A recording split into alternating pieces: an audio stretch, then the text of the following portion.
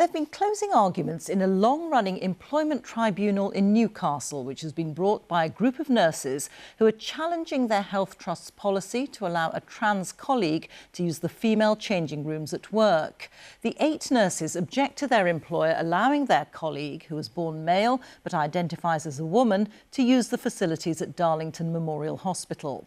The trust said the nurses had demonised the trans colleague and the policy conformed with guidance and laws at the time. Dominic Hughes has that story.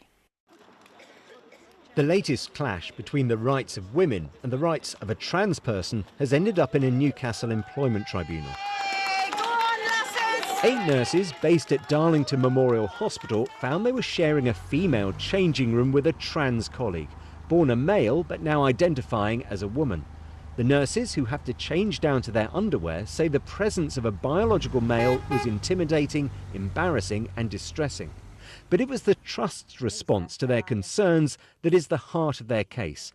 They argue managers prioritise the rights of their trans colleague to use the changing room over their own. I hope that and wish for that more people would stand up against this ideology, actually, and have the courage to speak out. We talk about the silent majority. Well, it's now time for people to raise their head above the parapet and speak out against this. It's upsetting. You're going to work, you want to do your job and look after patients, and you get nothing back apart from being told you need to be educated and to broaden your mindset. The Trust disputes their claim, arguing it stands by its policy of supporting trans staff. The trans nurse at the centre of the row, Rose Henderson, denied intimidating female nurses and rejected claims of having stared at colleagues as they undressed or of having walked around wearing only boxer shorts. We asked for a comment, but Rose was unavailable today. But this employment tribunal really focuses on the County Durham and Darlington Trust and its policies that allowed a biological male into a women's changing room.